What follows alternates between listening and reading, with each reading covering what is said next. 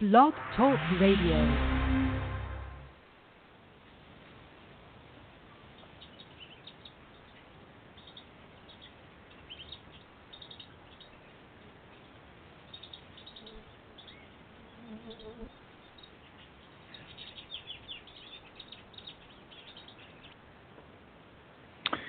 Hello, everyone. I'd like to welcome all of you back to Ohio Exopolitics. I'm your host, Mark Snyder. We're back talking about the Billy Meier case today.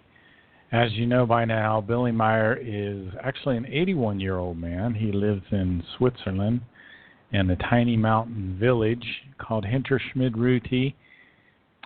He's an incredibly prolific author. He's written over 50 books.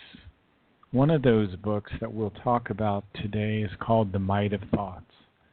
And the book's amazing. I can't even tell you how many times I've read it. I've been through it, I think, 8 times. And I could probably devote the rest of my life to studying this book in order to really, really understand it. Now, Billy's got 50 books of that quality. And if we step back a little bit, it's important to understand something about Billy's spirit form. And if you've never heard this show before, that term might even not be familiar to you. Every human being has a consciousness, a spiritual consciousness, and a material consciousness. Your material consciousness is who you are in this lifetime, what your personality is today. 21 days after your father's sperm fertilized the egg of your mother, a spirit form came into your body, and it landed in the middle of your brain in an area called the superior colliculus. And the superior colliculus integrates all your senses, all your thoughts, all your feelings, your smells, your tastes, your hearing, everything. And the spirit form is this energy. It's called a Telstock in the German. It's supposed to be a fragment of the universal consciousness. It can never be sick. It can never be harmed. It's not vulnerable to anything. It is the wonder of all wonders. It will tell you if your thinking is right or wrong if you've learned to pay attention to it. Now, Billy also has a spirit form. His spirit form, they refer to sometimes as Nocodamian. It's 9.6 billion years old. It allegedly was created on a planet called Sadar, which is in the Warren star system, in a galaxy called the Lyrian Galaxy, which is about 3.8 billion light years from Earth. The spirit form is 9.6 billion years old. So the spiritual consciousness of Edward Albert Meier is 9.6 billion years old, and it has reincarnated on other worlds and other planets. It's known as the Universal Prophet. However, it's incarnated on the Earth as well, and it's incarnated as a prophet and also as non-prophet incarnations. This spirit form, according to the Meier information, was in Socrates at about 470 BC. And Socrates was one of the philosophers credited as the founders of Western philosophy. The spiritual consciousness incarnated as Aristotle in about 384 BC, who was a Greek philosopher, scientist. It incarnated in a man called Dr. Johann Georg Faust, who was an astrologer, an alchemist of the German Renaissance. It incarnated also as Galileo Galilei in about 1564, who was an astronomer, a physicist, an engineer, philosopher, a mathematician in Italy. And he played a major role in the scientific revolution of about the 17th century. It incarnated as Wolfgang Amadeus Mozart, one of the most prolific composers of the classical era. it also incarnated as Mendelssohn, who was a German pianist, organist, and conductor. And before the incarnation of Billy Meyer, this spirit form incarnated as Rasputin, a mystical faith healer who was a trusted friend of the family of Nicholas, the Tsar of the Russian Empire. So this is a very ancient spirit form. Now, when Billy was just a young boy in 1943, he would get these telepathic messages to meet with an extraterrestrial human named Svath. And Billy was just about 4 years old, and he would get this cooling sensation on his forehead. He would see this visual image in his mind of this man named Svath, who would tell him to go out to a certain place in the forest. And then out of the sky would come this very strange, silvery, pear-shaped craft, which would sit down on the ground. And Billy would explain later in his contact reports that it felt like he was lifted up by ghostly hands and brought into the ship, and Svath would take him up into lower Earth orbit and teach him. One of the things that Svath would teach Billy is who he had been in his previous lifetimes. But he focused on the lifetimes where he was a prophet. And he had been Enoch, Elijah, Isaiah, Jeremiah, Emmanuel, and Muhammad. And in each one of these lifetimes, he taught an ancient universal teaching called the teaching of the Spirit, which was eventually distorted into the religions that we have today. Interestingly, as kind of a side note, part of the lineage of this spirit form was an individual named Semyasa who incarnated both 389,000 years ago and fathered a person named Adam,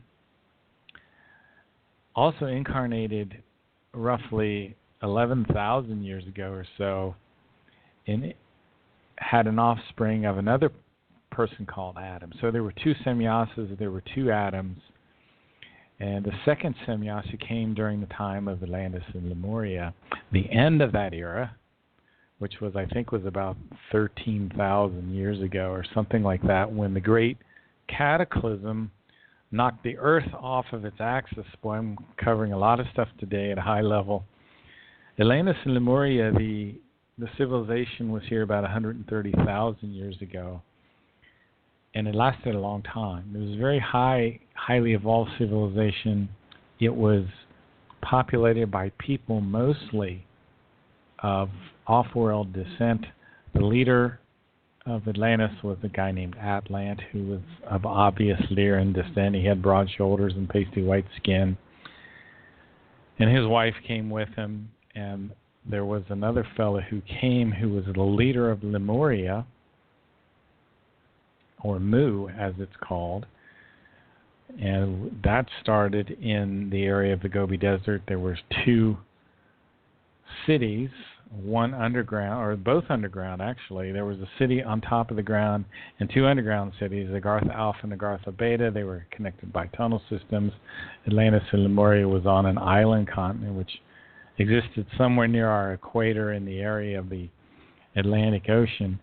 These two civilizations had a great war which ended up destroying the Earth practically, knocking it off its axis. Civilization reappeared again on the Earth about 12,000 years ago. Unfortunately, when civilization reappeared on the Earth, another group of extraterrestrial humans that were not so benevolent here also appeared. They were called the Giza intelligences. And they eventually went underground when a leader named Eris took control. And they lived in these old cubicle constructions far below the Great Pyramid that was about 73,000 years old. And they used religion to control the people of the earth. And one of these leaders of the Giza intelligence was the God of the Old Testament, which we call sometimes Jehovah today. So as you can imagine, the Maya material is very, very controversial. For whatever reason, I don't know. It's very, sometimes when people are confronted with facts, they will rebel most intensely. I believe it's because of the cognitive dissonance that this information has created in their consciousness. And one of the profound things that we learn from the Maya material is the power of our own consciousness and the power of our own thoughts. And the spirit form of Edward Albert Meyer is called the Universal Prophet. And what the Universal Prophet does is it comes back into worlds to reestablish order and rationality. One of the interesting things is one of the incarnations, Nocodamian, which is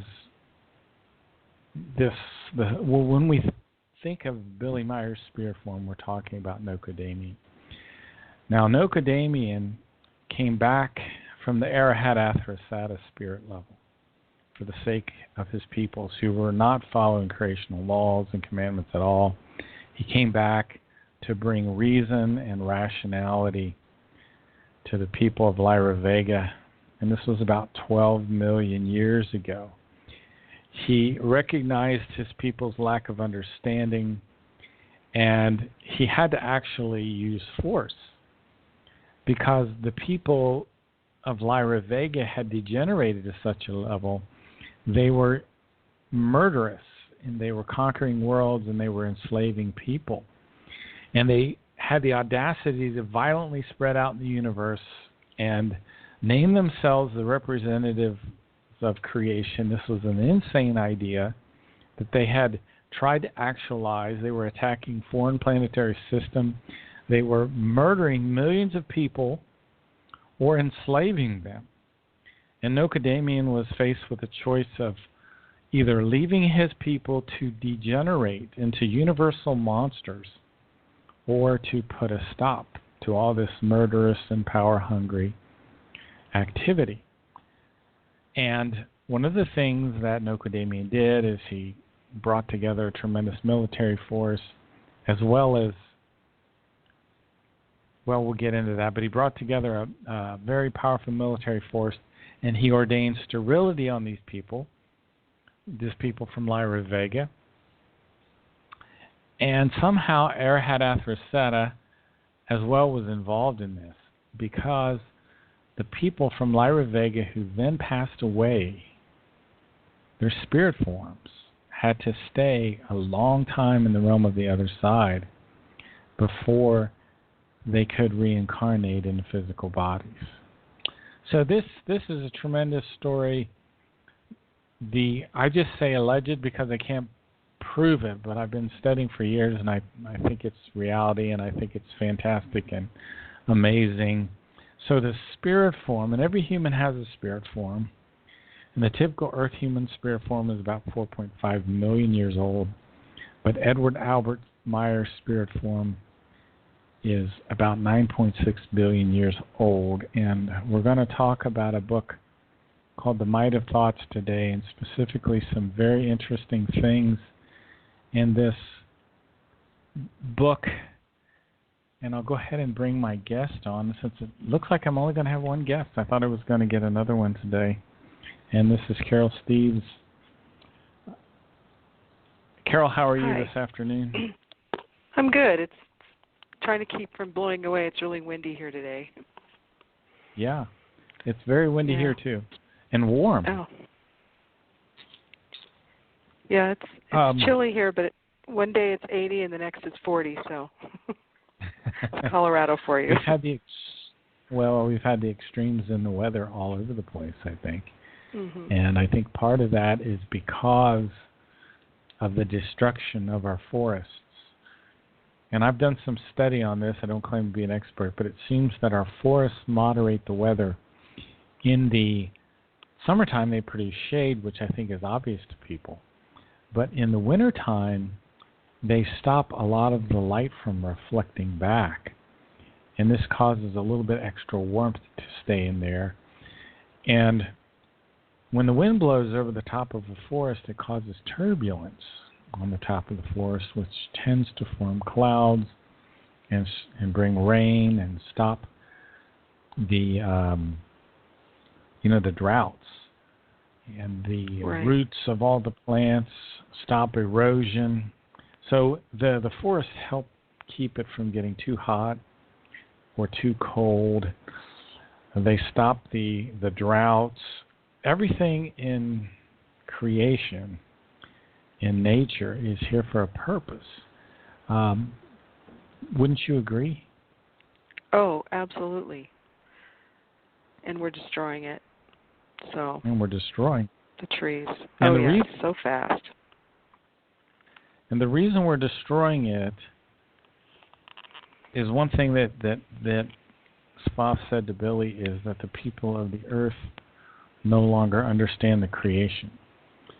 So let me just rattle off a few things about the creation quickly so people can be oriented again. Creation is spirit in its purest form and immeasurable in its wisdom, knowledge, love, harmony, and truth. It's the universal consciousness. The creation is the universe's internal and external body.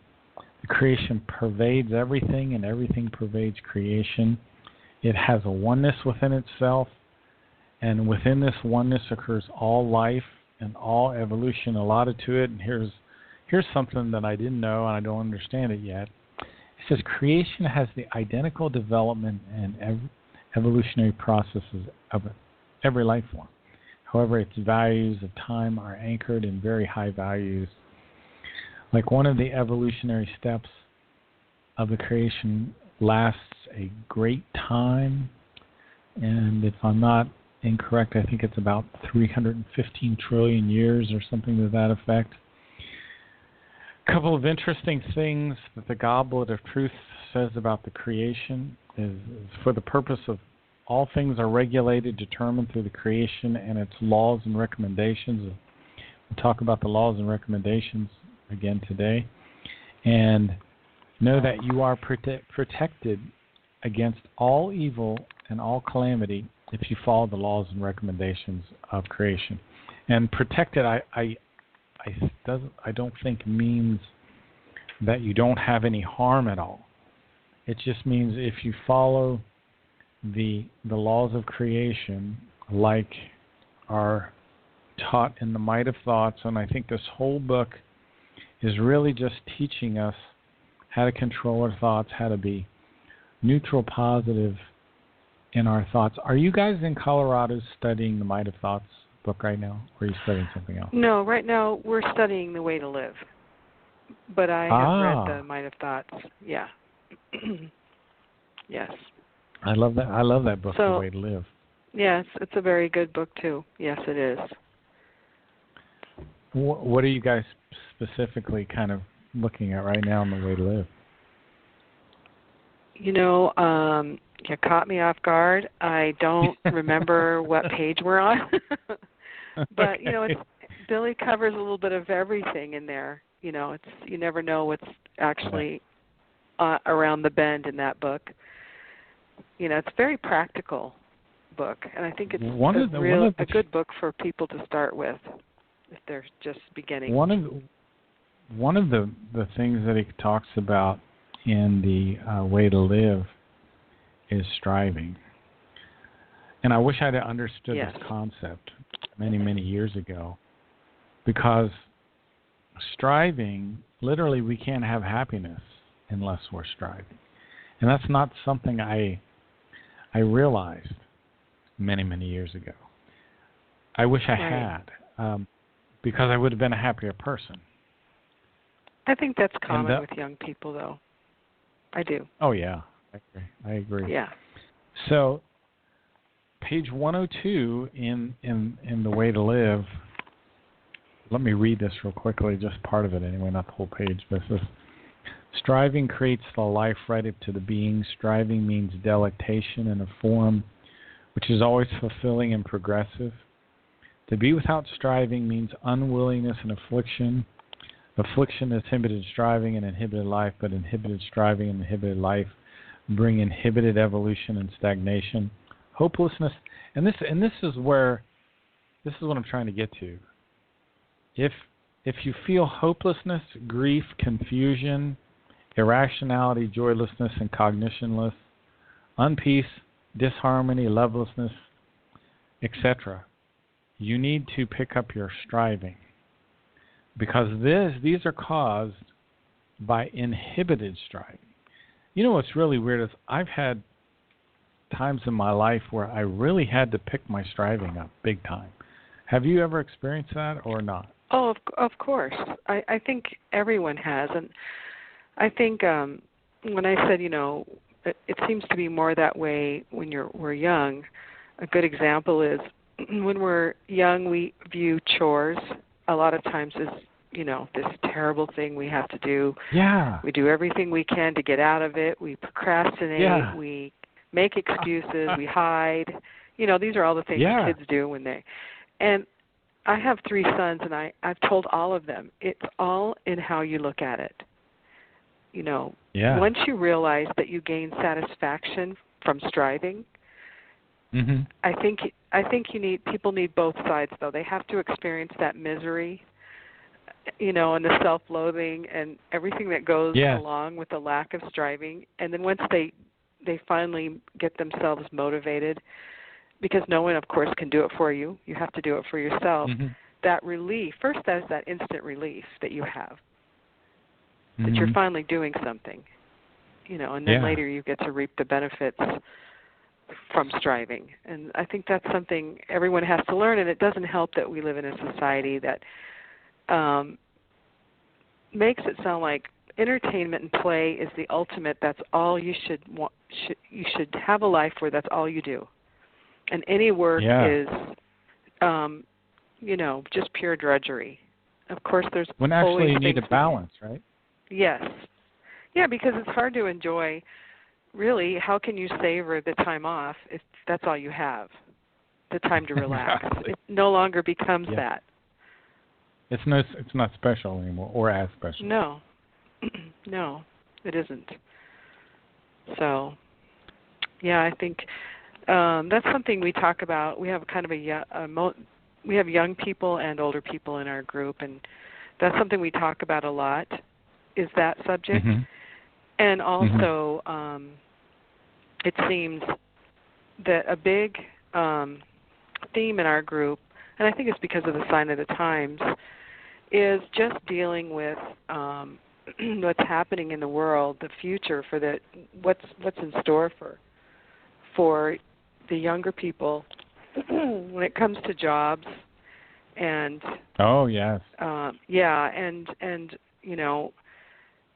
and for the older people, because we don't talk about retirement really. The people I've seen retire don't know what to do with themselves unless they have projects that they're going to go out and do. A lot of people are rather lost once they retire. But we're living in a world where now that's not really even going to be an option for most people. They're going to have to continue to work. Oh, no. I'll probably always work. And I do have Eve. I call her Eve, but I think her name is really Ev. So, Evelyn. Are you there? Hello. Yes, I am. Hi, Your voice Evelyn. sounds good. Hi, Carol. It's nice to finally talk to you, really talk to you. I know. I decided I was kind of late to the show, but I decided, I'm going to quickly call in. So I'm going to listen to you guys for a little while and see if I can jump in somewhere. Okay, you want me to just leave you as you are, and then you can jump in. You're not muted, so if you make weird sounds, everyone's going to hear you. You know me and my weird sounds. Well, I haven't heard you make too many, so I'm not too worried about it. Okay, we were talking about striving and talking about the Way to Live book. So let me read a little bit more about striving here. If you don't strive, and I developed a system let me throw this out here, and maybe we can talk a little bit about this. Where, like on my days off, I'm going 15 minutes of usually working on the Meyer material and then 15 minutes of working around the house. Have you guys ever developed little systems like that to keep you kind of moderated? Motivated? Moderated, however you want to look. Yes. Do you guys have, share with me, if you have a system, share it with me. Well, I don't have a system right now. My life the last year has been just crazy, and I go like crazy, and then I kind of collapse for a while to recharge. Exactly. So I don't have really a system, but I understand what you're talking about. But if I do feel lazy, and I'll just jump into something, and boom, I'm off. Right. I have this little system I've worked out for a lot of times, like 15 minutes studying the Meyer material, 15 minutes cleaning the garage, 15 minutes back to the Meyer material, 15 minutes doing something else. Or sometimes I'll break it up into half-an-hour chunks. Carol, do you have a system like that or anything similar? I do, but mine's longer. Because I work from home, I usually do all my mental work in the morning when I'm fresh. That seems to be the best time for me to write or do paperwork. And I usually try to stop that by noon, and then I spend the afternoon doing the physical stuff I need to do because we have a little farm. But in the summertime, I have to flip it because it's hot out.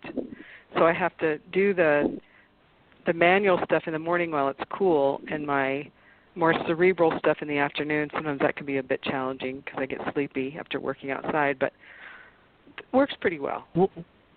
Tell me about your farm. Well, it's just a little. It's about 2.5 acres, and that's exactly what we got. 2.5 acres. Yeah, do you have animals? You mentioned that, and I was. Yeah, well, we have chickens right now. We're thinking about, and we raise both birds for eggs and meat birds. So we get to harvest them every summer. But there's I could do it. Me personally, I would have like overpopulated chickens. Oh, you haven't done it yet? I haven't yet myself. I've been told I should, and I keep saying I will, but I haven't done it yet. I do the plucking. I pluck them and I cook them. I haven't done any harvesting yet. I would have overpopulated chickens. I would have to give them away or something. I would have chickens over there. I'm serious. Yeah, I would have hundreds of eggs probably. I would. So that's just my way. But that's very. It's nice though that we know we're eating chickens that are raised humanely. They get to roam all over our property and eat bugs, and we take very good care of them, and they have a happy life, and then it's over as quickly as possible. So, and then they're in our freezer. So. Do you know Mark, that the Pleiaren? Just wring their necks, Mark. Oh, isn't that wonderful? The Pleiaren, they have a scientific way to grow meat like at the Petri dish level. So animals don't have to be killed anymore. Isn't that wonderful? Yeah, that's coming, they're already, that's in process already. So that's soon. We won't have to kill for chicken cutlets. I'm kind of wondering, though, is it always just a cutlet, or, are they going to grow them so it looks like a drumstick, too? I'm kind of curious about that.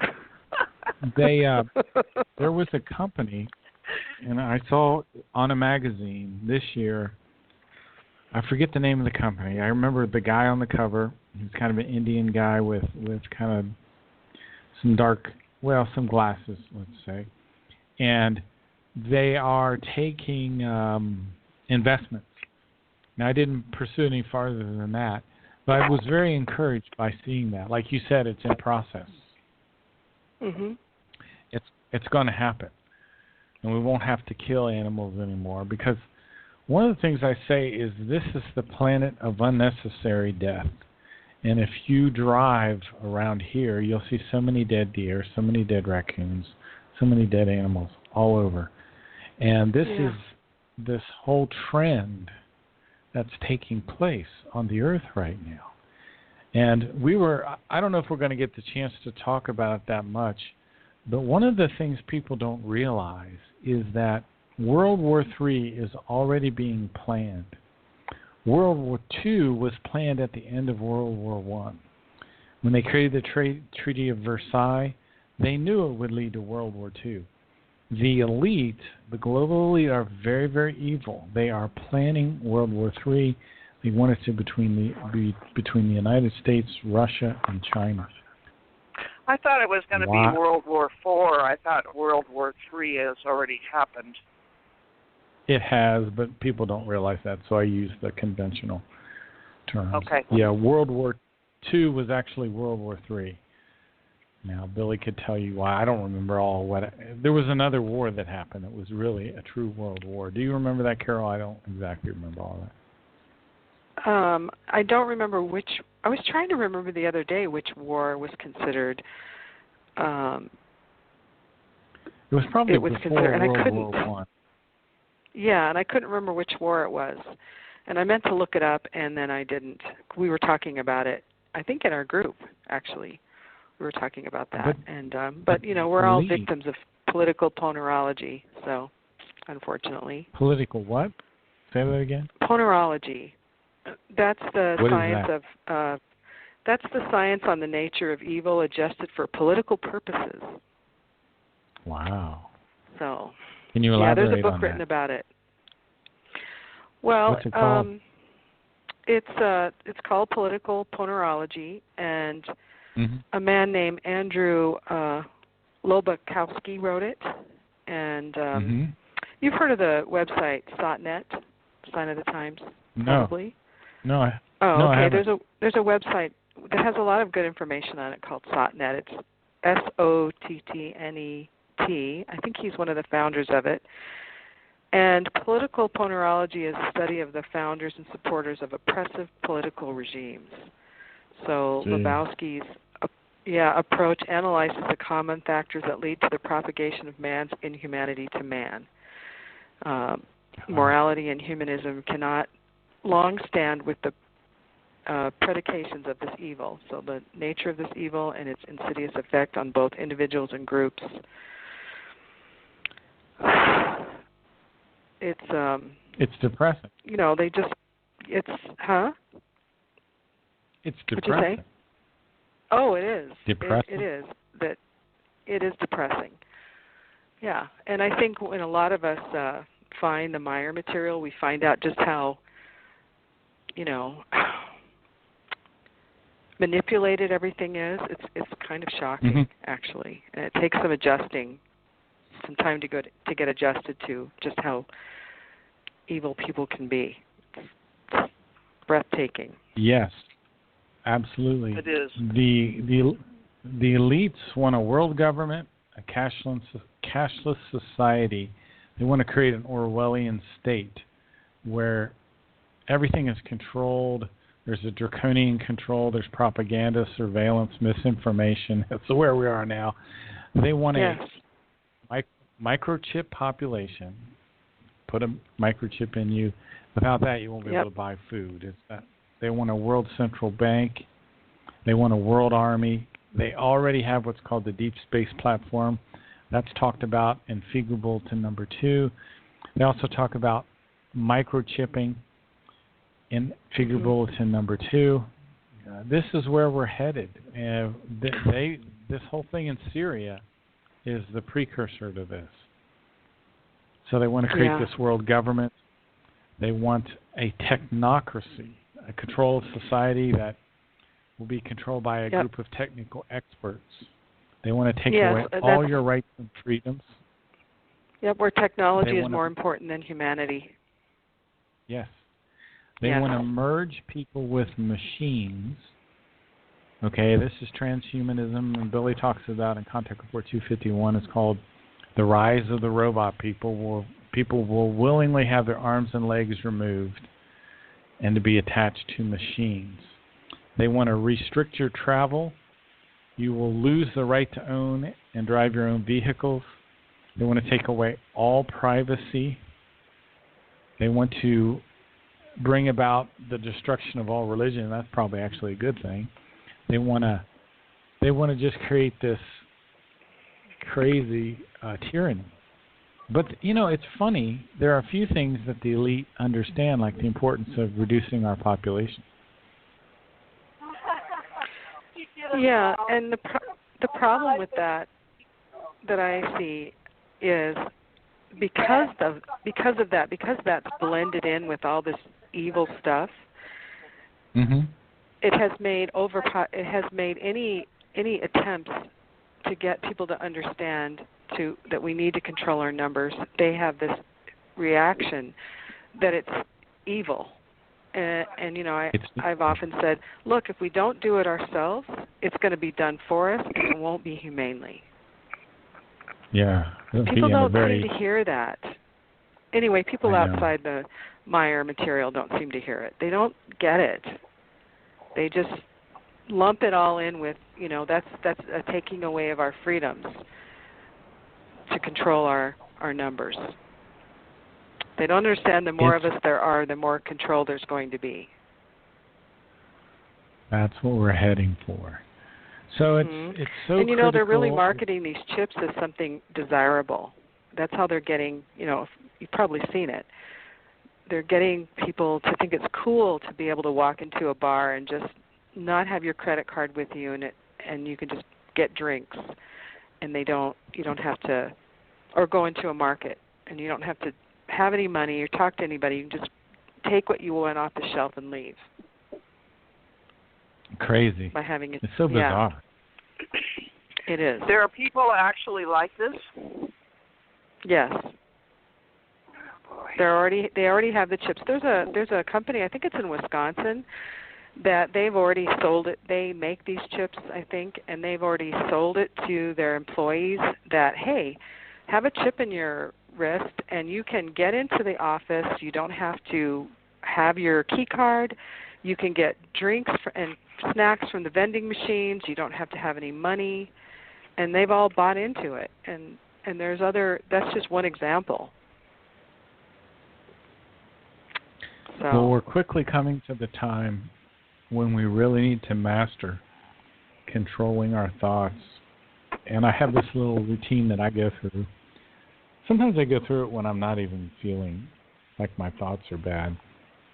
I tell myself I'm confident, I'm optimistic, I'm cheerful, I'm relaxed, I'm enthusiastic, I'm thankful, I'm in harmony, I persist, I persevere, I endure, I am calm, and I'm satisfied. And I think much of our negative thinking comes from lack of confidence. Have you ever traced back your negative thinking, Carol? Oh, absolutely. Yes. Well, I mean, in order to overcome it, I think a lot of times that you have to. And you have to notice what triggers it, and you have to notice. I mean, Billy said once, and this really struck me when I read this. He said, when you have memories from your childhood, and they surface, and maybe it's something you haven't thought about for a while, and I think most of us, if we're paying attention, have had this experience where something will happen to you that's negative, or something will make you feel negative, and suddenly this memory comes back to you. If you pay attention to those memories and analyze them, a lot of times you can understand where that negative thinking began, what started it, what misperception or programming. And I think the really hard stuff, though, to work out is the stuff that was programmed into us before we're conscious as very young children, because that's the hardest to get rid of, I think, from what I understand, because it happened before we were able to really think.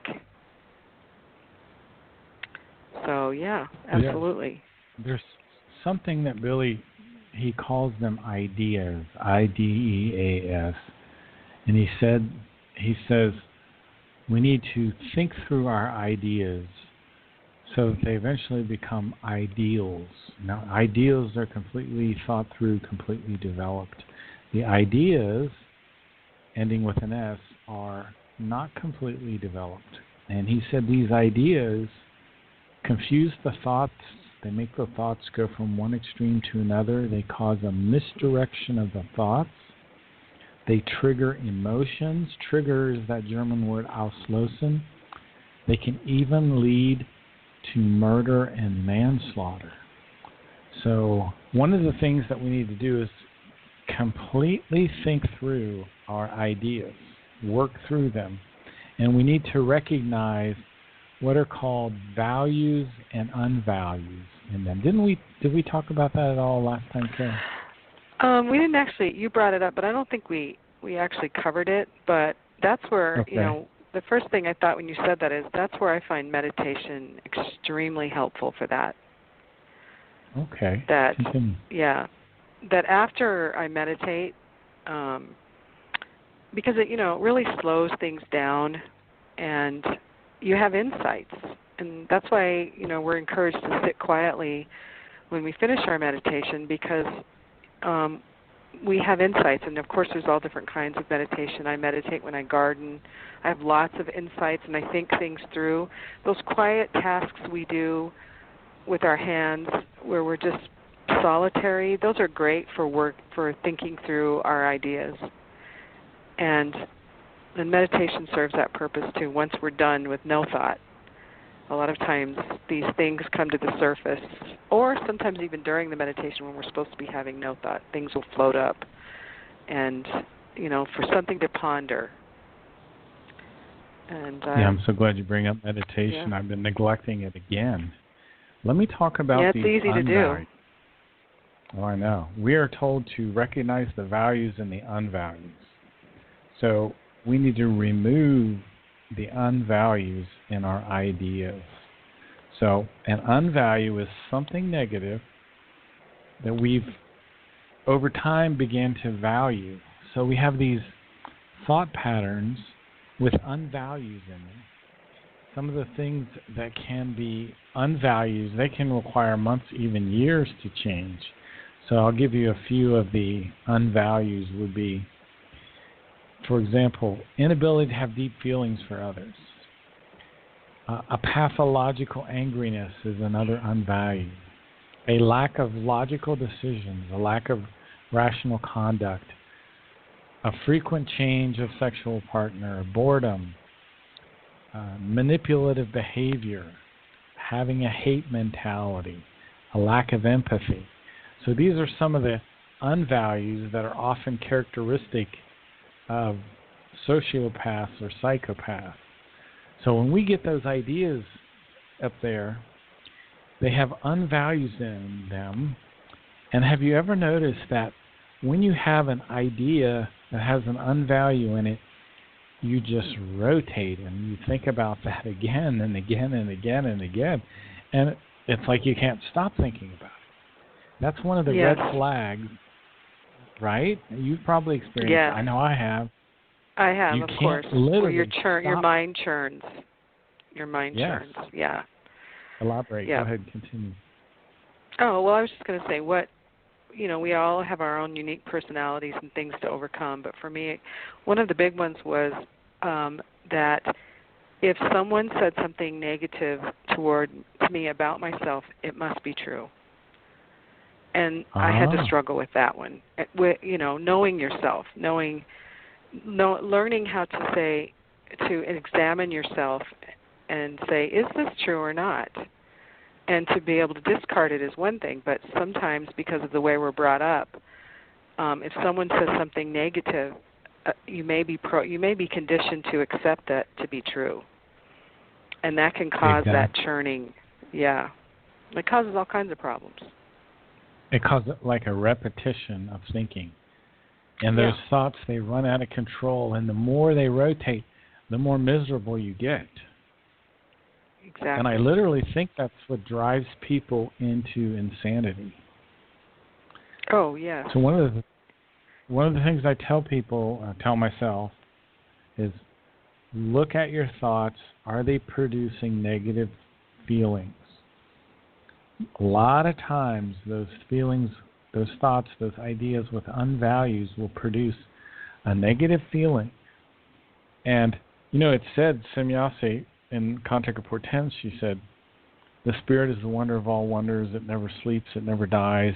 It will tell you if your thinking is right or wrong, if you've learned to pay attention to it. So, and the Meyer material says the feelings come out of the thoughts.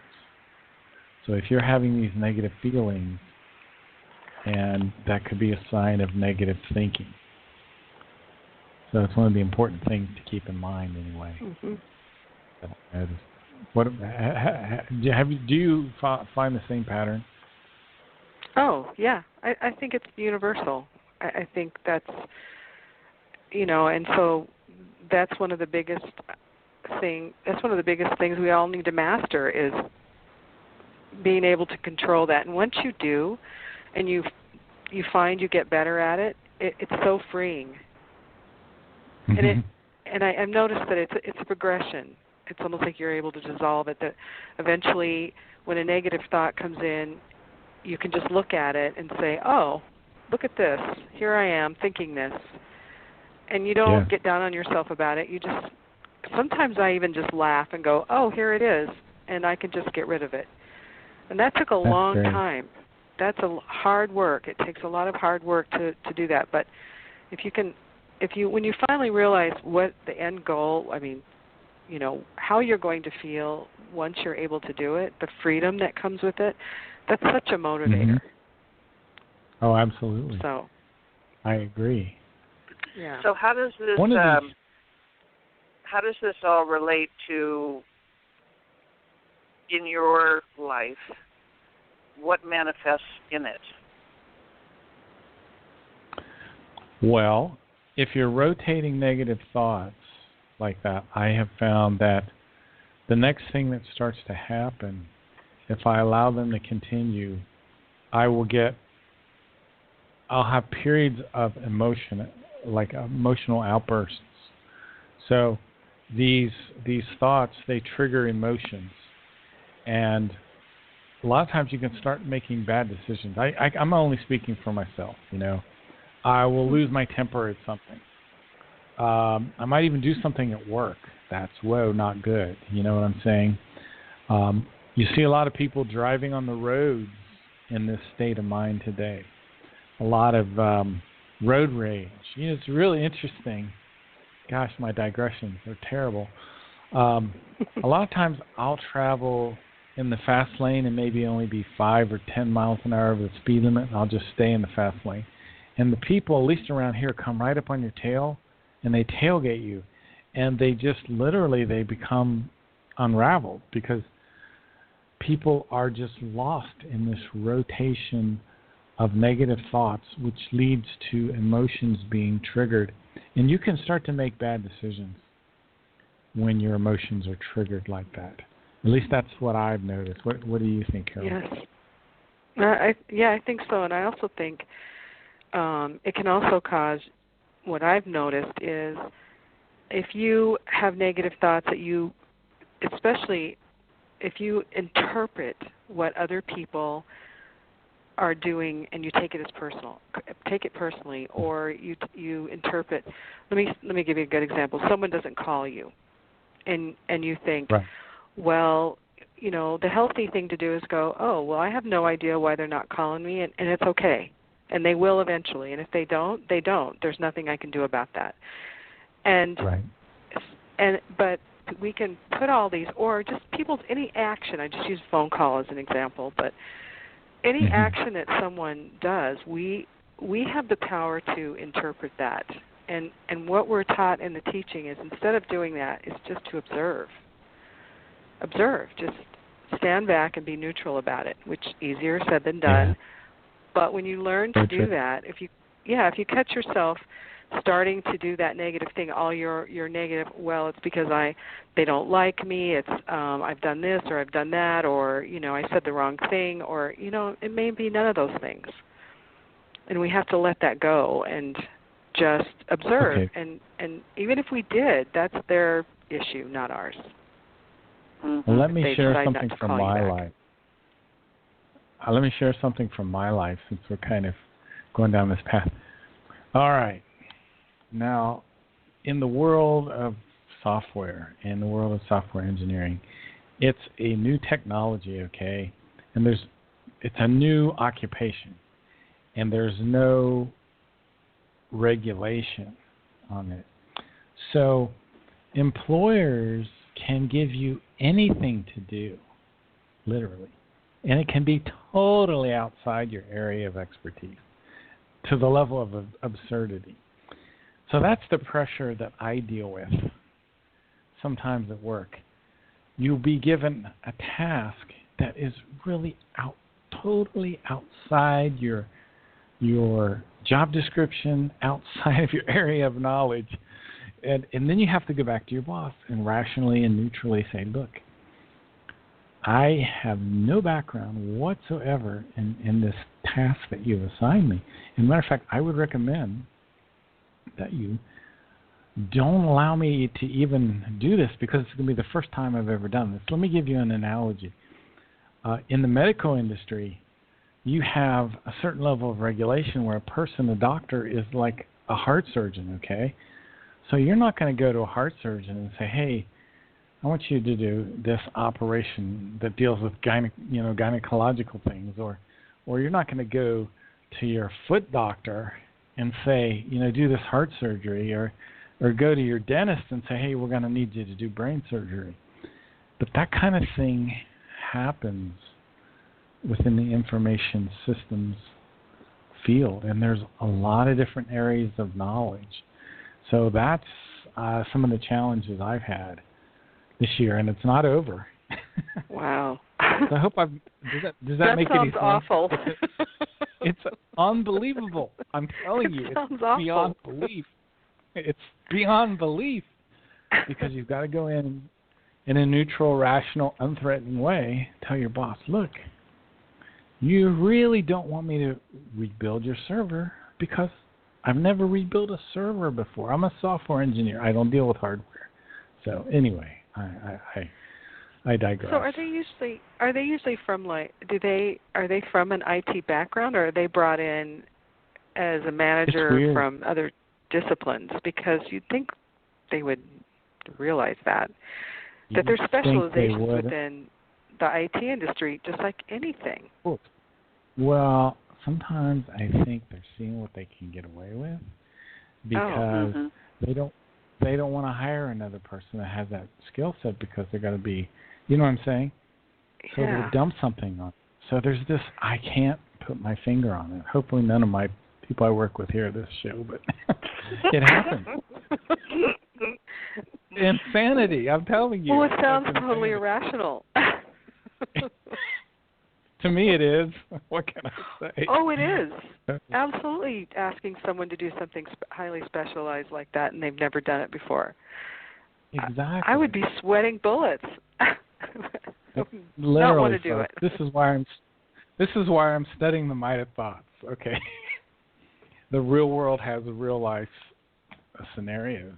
And Eve, I know you've had some difficulties this year as well, right?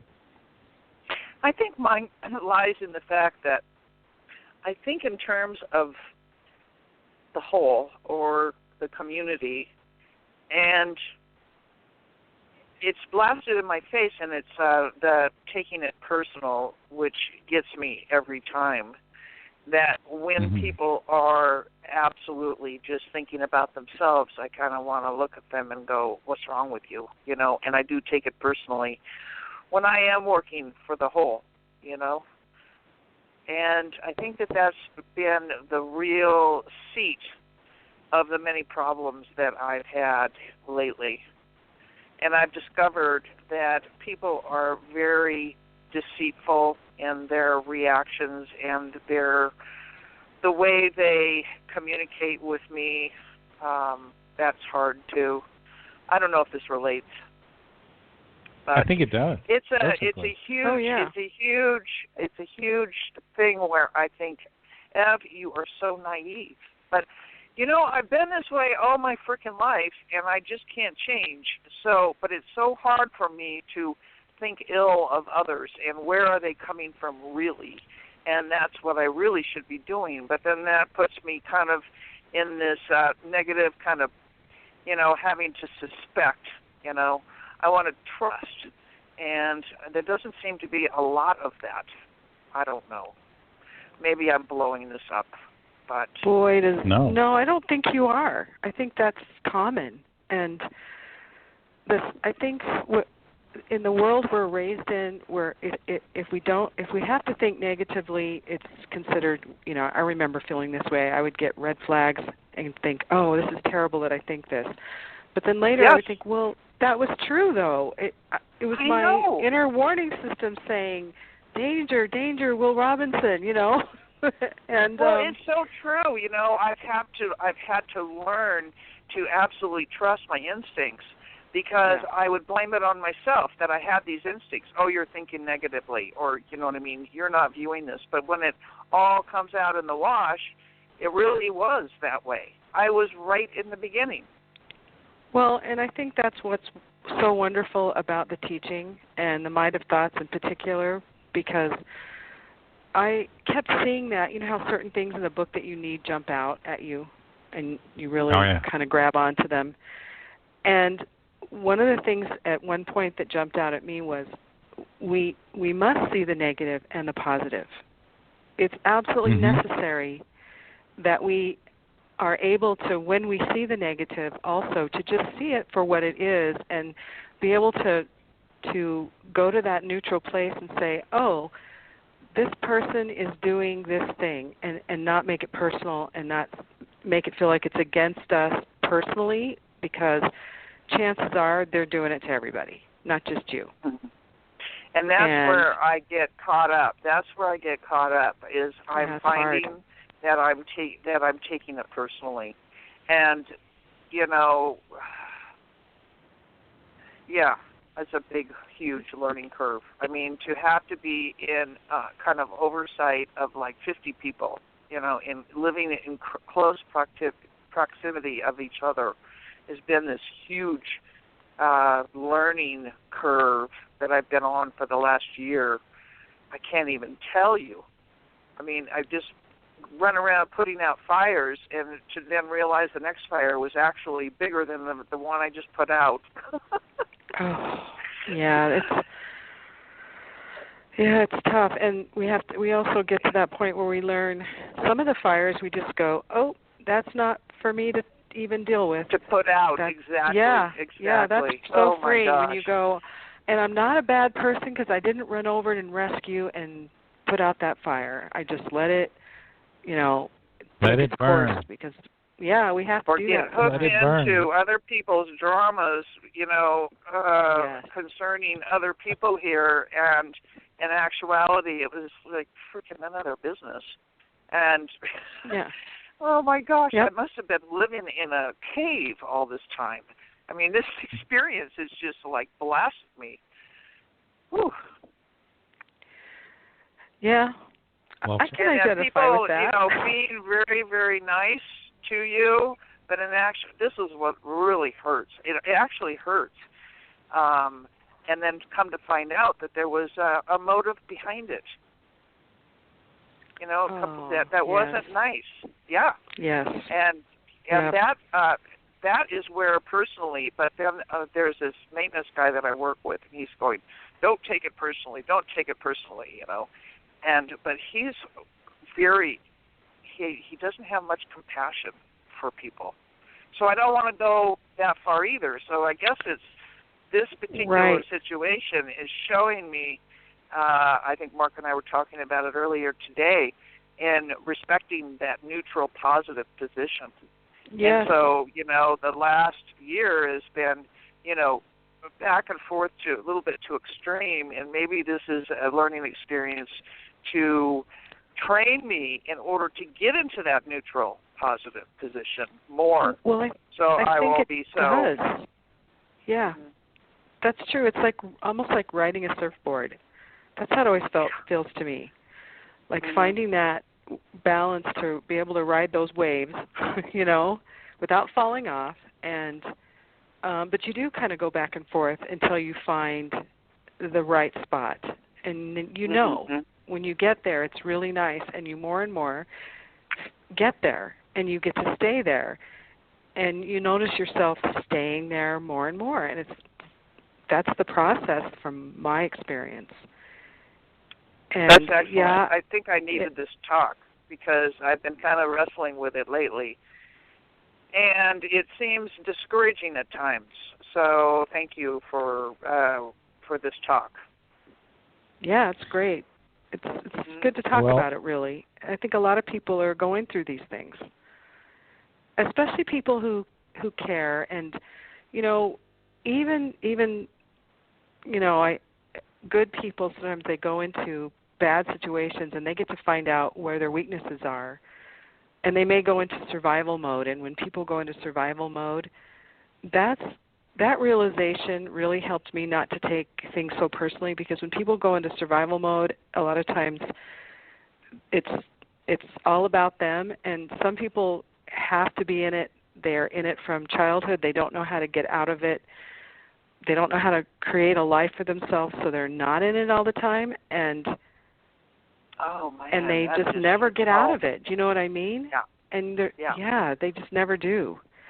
And so because of that, it's every man for himself. And when you realize it's not about you, it's about them being stuck in survival mode, that helps so much. Or yourself. Yes. I think. Well, that's how you recognize it when you've been in it. Yeah. Yep. Yeah. That's how you recognize it. Because we've all been in survival mode. That is a real aha moment there for me. Thank you. Wow. You're welcome. Okay. It was hard won, let me tell you. So the striving bit, you just got to keep striving. I know that when I get up in the morning and if I'm not feeling, particularly happy, that, okay, let's get in and do something. Isn't that the worst time in the morning? Isn't that always the case in the morning? You're like, man. You just, all your negative thoughts are right there in the morning. I wonder if it kind of comes up subconsciously during sleep, some of the issues to address. Oh, I don't know. That's funny because I'm disgustingly cheerful and energetic in the morning, and it drives everybody nuts. Well, I'm glad. Good for you. Oh, it can be our goal. Well, I've learned to be, like my husband wakes up more like, I guess, most people. I don't know. And he used to say, do you have to be so cheerful? And don't talk to me. I took it personally for a long time, and then I realized that's just who he is. And, no, mine comes later in the day when I'm tired. But I get up in the morning, and I'm just like, yay, it's time for a cup of coffee. And, yeah, it's kind of disgusting. Good for you. Gosh, you're my hero. That's my goal, to wake up cheerful and light. Airy-fairy in the morning, yeah. I sit there well, good luck. Drinking black coffee, thinking, oh, crap, I'd probably drive I'm not that bad. I think it's mostly the times when, there's not much going on, and I do have time to dwell on things, and that's when I get in trouble. Doesn't necessarily mean in the morning, but right. I think that the thing that I am facing right now is the things that have happened, not only in this park, but also on a personal level and some health issues. I injured myself very badly. It just keeps on coming, It just seems like one problem after another. And I try and look on the bright side, but I'm thinking, okay, Ev, if you're master or trying to learn, the might of thoughts and how your thoughts can create and manifest your life, good gosh, I'm not doing a very good job of it because it just keeps on coming. So I'm working it out as far as what is actually manifesting. That's very interesting, and I think you're at the beginning of figuring it out is what you're doing. Well, I think I have been for a while, and I keep thinking that, it's going to get a little bit smoother or more in balance, and wham, here comes another one, and kind of knocks me off my feet again, and so I pick myself up and think in terms of, all the teaching and all of this stuff, but I'm kind of going, there are times I have to confess that I feel like I have been a failure in the teaching. And I'm going, well, I am totally into all of this, the material and everything. But I am not doing very well in it. So one of the things that I've read that really made a profound impact on me is we have an unconscious that actually thinks. And our unconscious, things we're not even aware of, can bring certain realities into our life. Do you remember a long time ago? Go ahead. Sorry. A long time ago, I did shows on the stigmata. There are people that, I don't know if anybody's doing this right now, but they can bring up the sign of the cross will appear on their foreheads, bloody, their eyes will start to bleed, all these weird things. And people used to think it was these holy religious experiences. And Billy just says, no, this is the power of these people's unconscious thoughts. Once they really accept religion wholeheartedly, even their unconscious accepts it, all of these weird things start happening. It's not that they want to. There's this lady, and it's in my notes somewhere, I think from Austria. Every Friday she would literally bleed from her eyes. And she had the stigmata on her hands or something as well. This is the power of our unconscious thoughts. Yes, it's but crazy. the thing is where I'm coming from is much more of a New Age background. I don't come from a big, hardcore religious background. And so when we're talking about that subconscious, the coming in and manifesting, that to me rings karma, some sort of a karma thing. It's a mystery.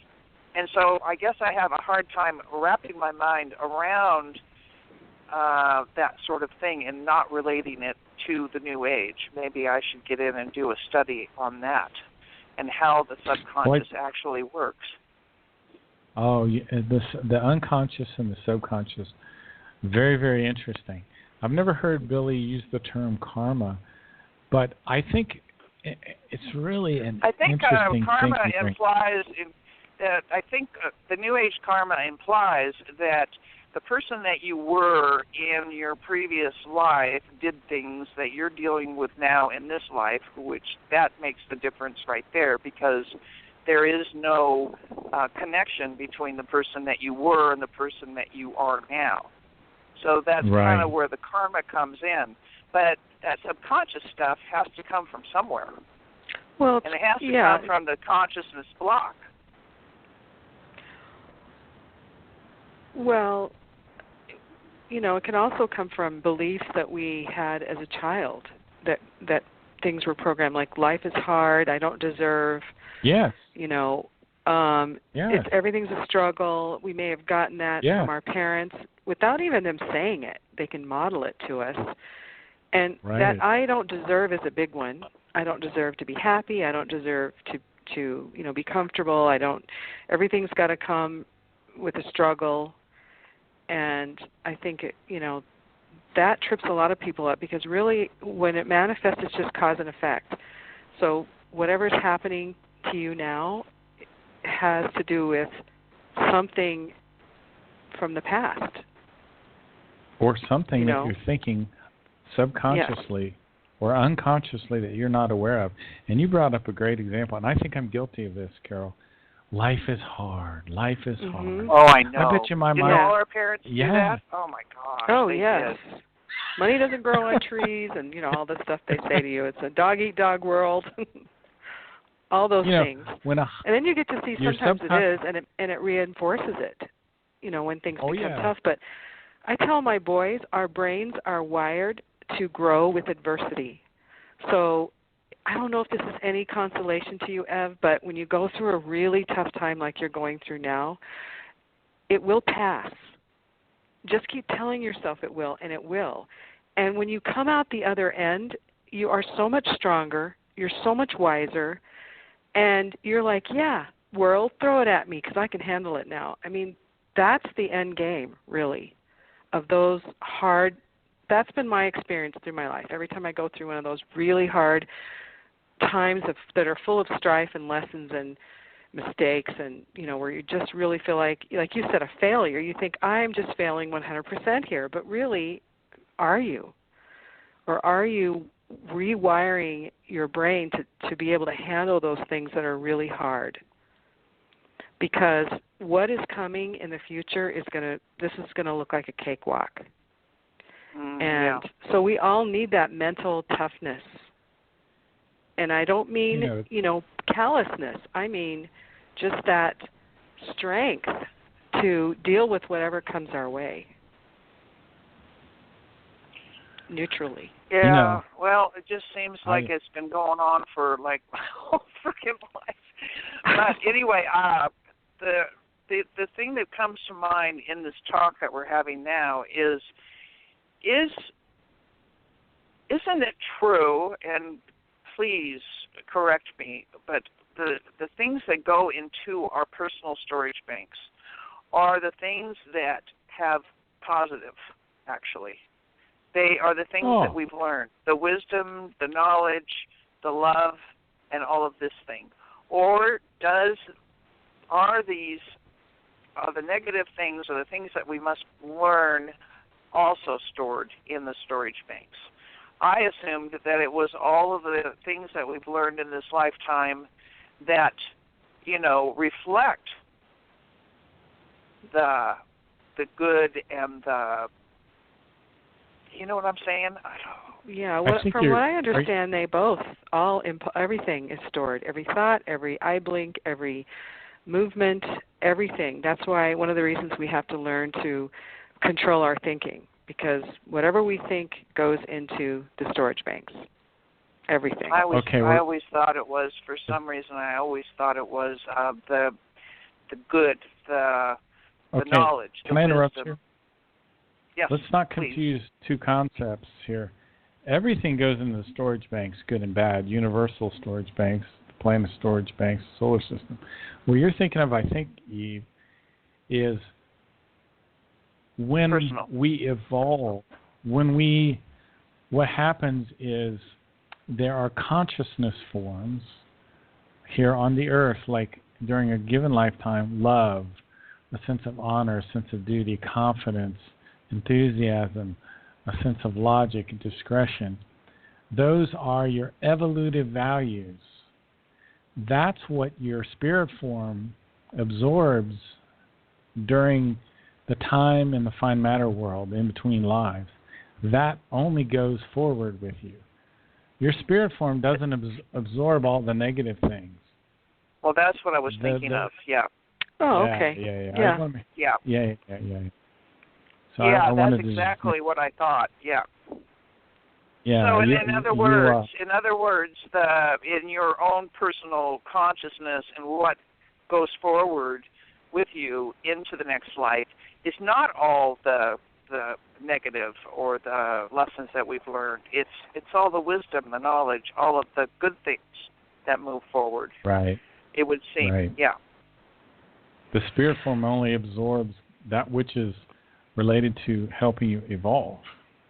I think that some of the people in Figu that I have, I read these, long comments and all this stuff. I think there's a misconception on that in some people's minds, because I even questioned it myself.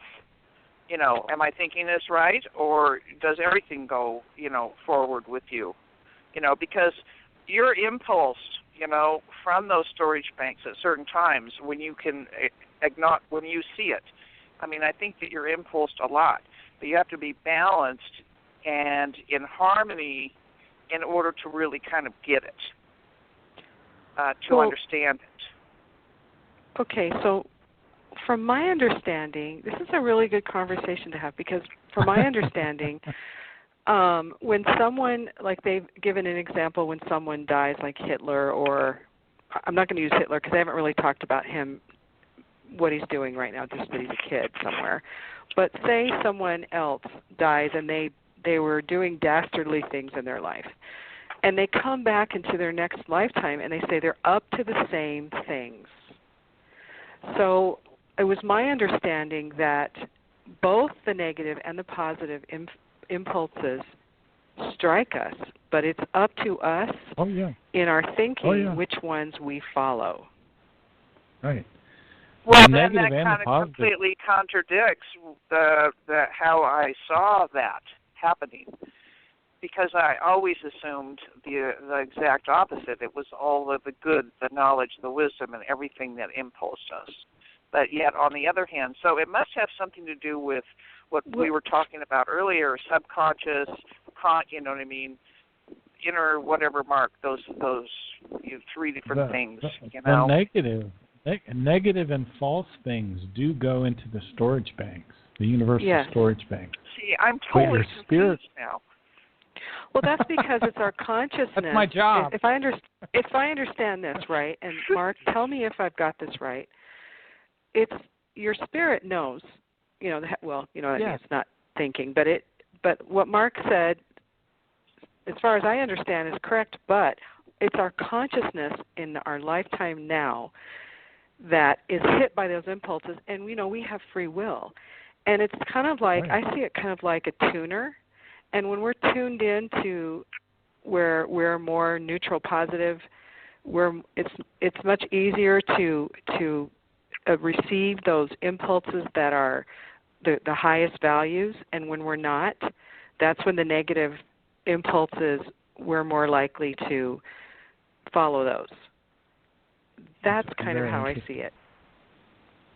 So in other words, in order for our evolution of our spirit form, it is what we bring forward is the good values, but in the lifetimes, it's a completely sort of different system. It brings in good and bad, and you have the wisdom to either choose good or bad. So it's really sort of two different systems. Yeah, because our spirit form and our consciousness are two different things. Right.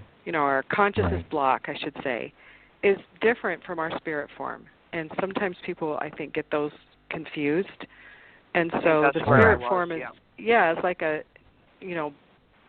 beautiful energy that, enlivens us and has all the, like Mark was saying, the highest values. And then we've got our consciousness block, and it's got both of, and that's how we learn. Because if we didn't have the negative, we wouldn't make mistakes.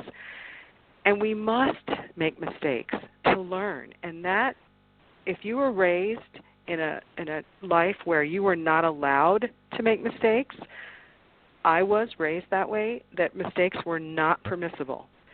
So that creates, that's a whole show, what that creates. And so if we're raised with that, we try to deny them. We beat ourselves up endlessly when we make them. And that's one of the biggest lessons I had to learn is it's okay that you make mistakes. You have to. You can't avoid it. If you're going to, even those people who are so afraid of making mistakes that they don't live, that's a mistake. They're so afraid. They become extremely controlled and perfectionistic and don't want to take any chances or do anything because they're so afraid they're going to make a mistake. Well, there's a mistake. You can't avoid them. We must make them to learn. So there has to be those negative impulses also. Because we must make mistakes to grow, to learn. And as it's explained in the teaching, that we think we're making the same mistake over and over again, but we're not. It's a shifted facet. Each mistake, if you really analyze it, is a little different. I mean, it is probably just so nuanced how small the change is, but we have to make, it's kind of like a theme that we make the same mistake over, but we're not. It's shifting, so that we learn every facet of that error, so that eventually we do not make that mistake. That's the way I understand it. So no wonder we're, Yeah. I really think that I didn't really have those two things clear in my mind. I think it's become clearer. That's great. That's why it's such a satisfying, rich thing to discuss, isn't it? And think about is the teaching, because it's such a steak dinner for the mind. There's just so much good information. That's how I feel about it. I always feel really fed mentally, emotionally, when I read it. I just do. It's just so satisfying, unlike anything else I've ever studied. And I've looked at a lot of different things. Mm-hmm. But yeah, it's that's why it takes us so many lifetimes.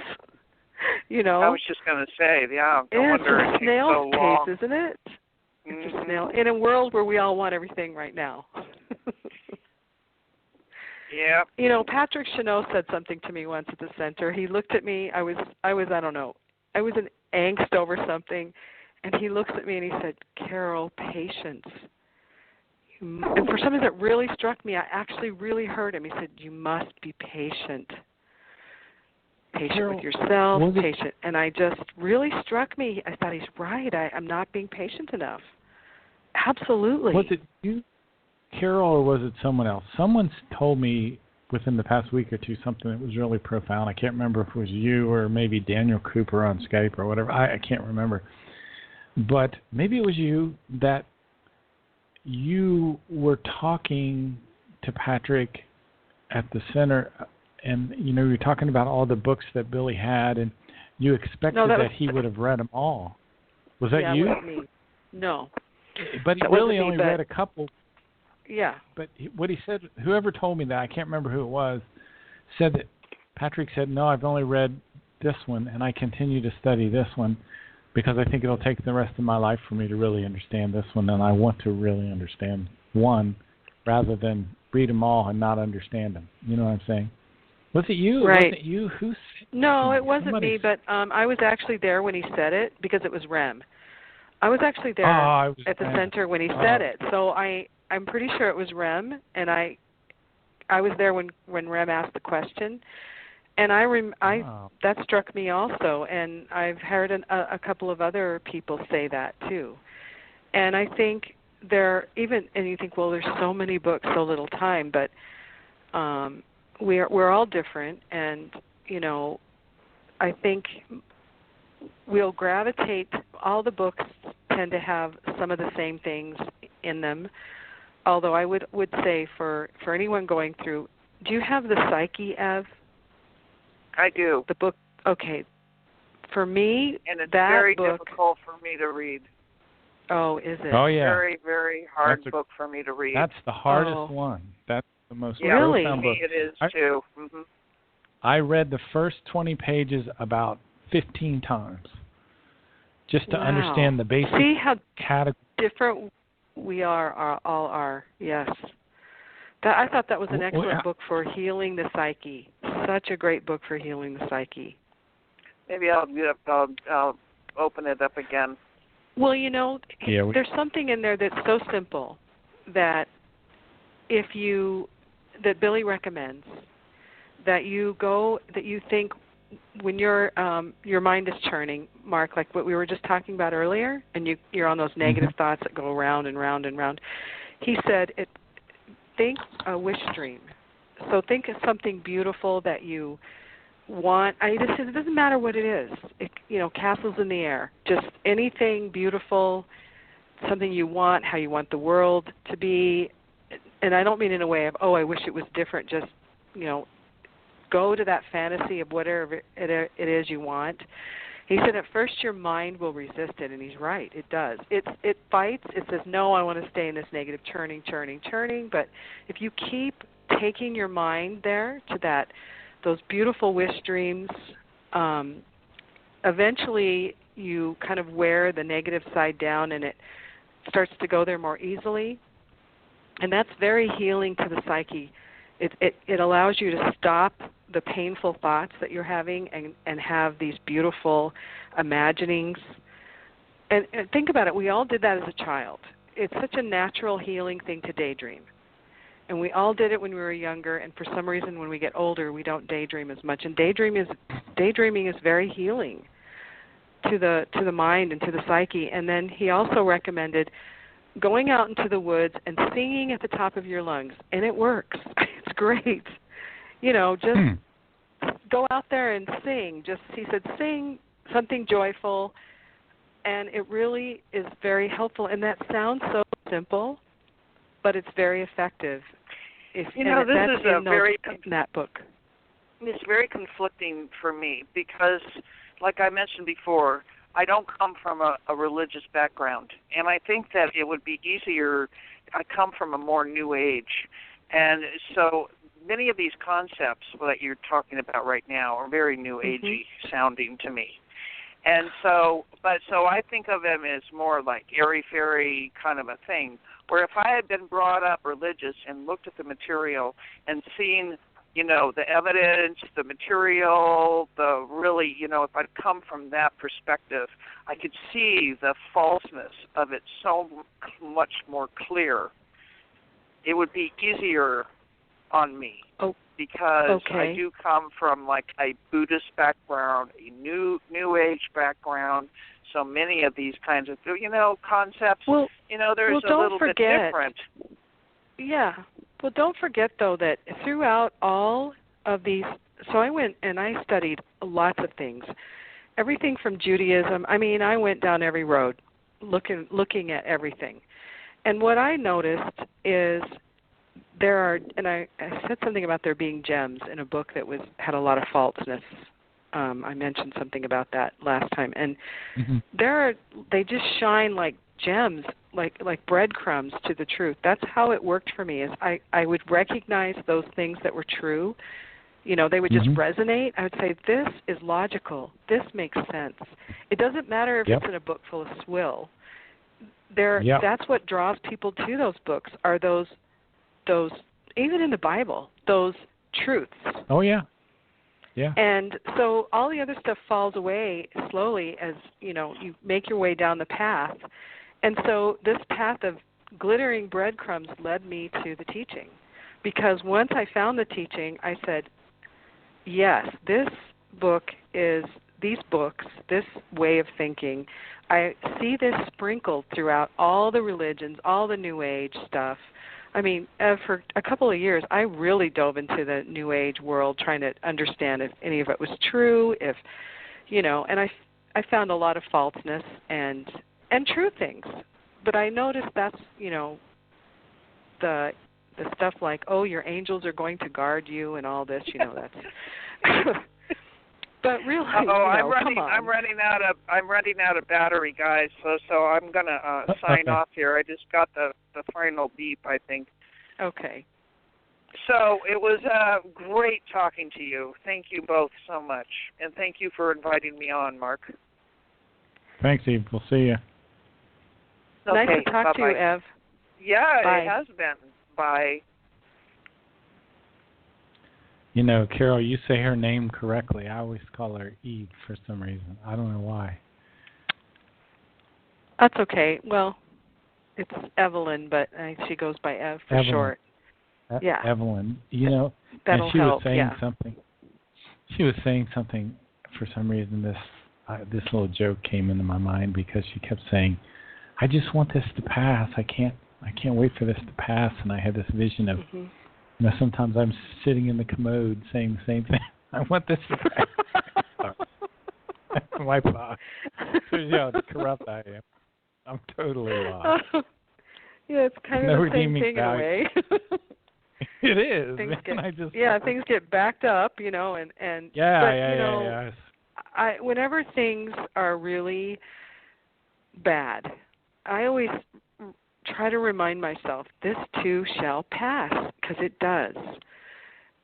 Yeah. And if it doesn't, then you get to examine your actions, your thinking. Of course, first that comes, then the actions, right? The feelings, the emotions, whichever is going on, and then the actions follow.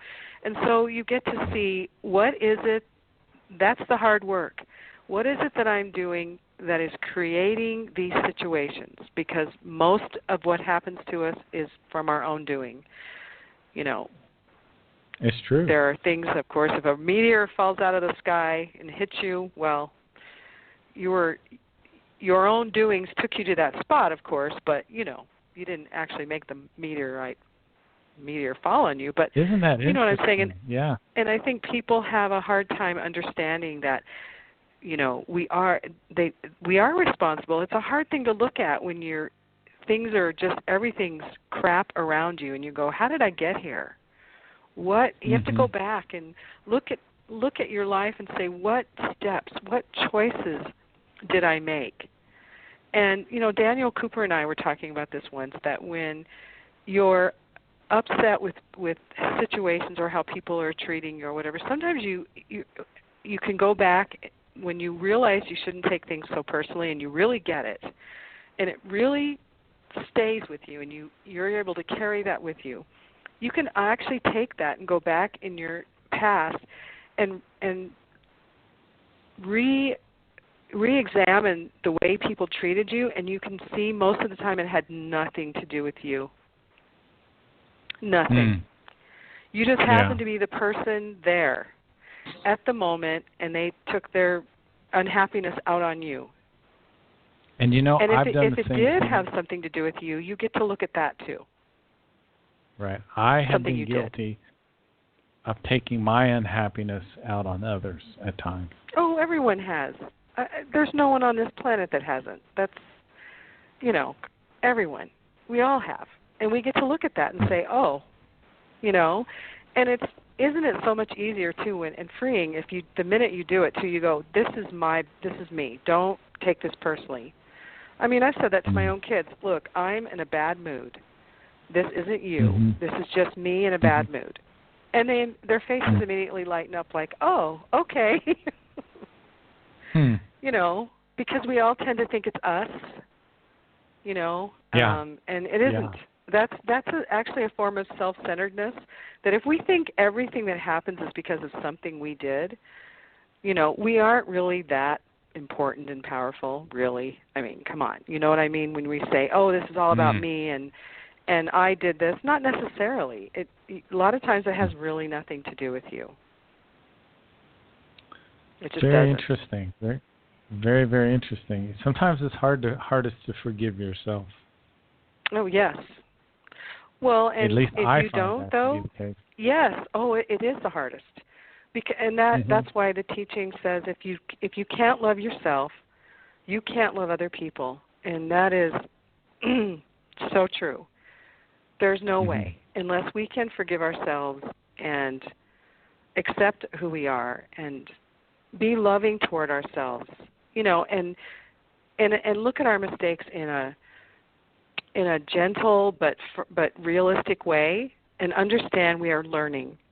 Hold ourselves to, of course, our responsibility, and then move on and learn from it.